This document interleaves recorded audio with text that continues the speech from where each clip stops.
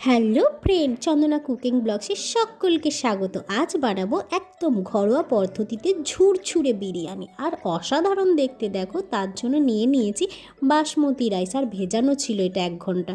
পেঁয়াজ, আদা, রসুন এবং ধনেপাতা, চৌকো চৌকো আলু এবং টমেটো, আর ম্যাগনেট করা মাংস, আর তার সাথে গরম তেল আর একটু হলুদ দিয়ে আলুগুলোকে ভালো করে ভেজে নেবো। আর এগুলো ভাজলেই সেদ্ধ হয়ে যাবে, কারণ এটা নতুন আলু। আর এখানে রাখা আছে গরম মশলা, দেখো। আর আমরা শিলে পেস্ট করি, কারণ আমরা মিক্সি ব্যবহার করি না, সব কিছু শিলেই করি। আর এখানে সবগুলো বেটে নেবো। বেটে নেবার পর আলুগুলো যেহেতু ভাজা হয়ে গেছে, আস্তে আস্তে আলুগুলো তুলে নেবো।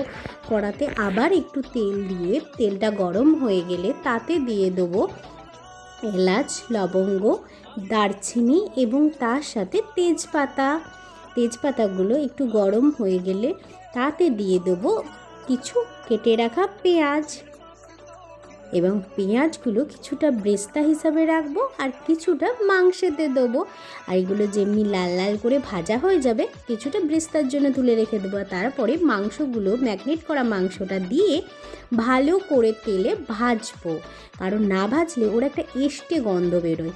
আর তারপর পেস্ট করে রাখা মশলাটা মাংসের সাথে দিয়ে দেবো।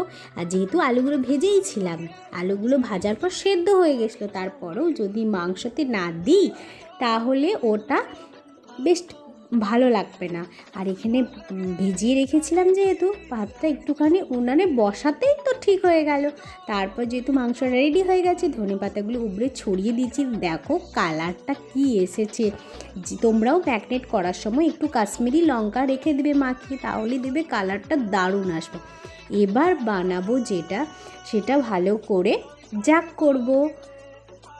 তো চলো আগে রেডি করে নিই। দেখো, একটা রাইসও কিন্তু ভাঙে না, একদম দোকানের মতন হয়েছে ঝুরঝুরে। আর এটা বানিয়েছিলাম দুধ দিয়ে, দুধ আর একটু কালার দিয়ে, ফুড কালার, এবং তলাতে দিয়ে দিয়েছিলাম ঘি দিয়ে হাঁড়িটায় ভালো করে মাখিয়ে। তারপর একটু দুধ আর কালারটা দিয়ে তারপর রাইসগুলো দিয়ে দিয়েছিলাম। দেখো রাইসগুলো একদম দোকানের মতন। আর বেরেস্তাটাও দিয়ে দিলাম। তারপরে দিয়ে দিলাম একটু চিকেন দিয়ে খুব সুন্দর করে, দেখো সাজিয়েছি, যা না লাগছে, পুরো দোকানকেও হার মানিয়ে দেবে। শুধু সেটা নয়, যেহেতু উনানে হয়েছে, খুব সুন্দর এক টেস্টফুল হয়েছে।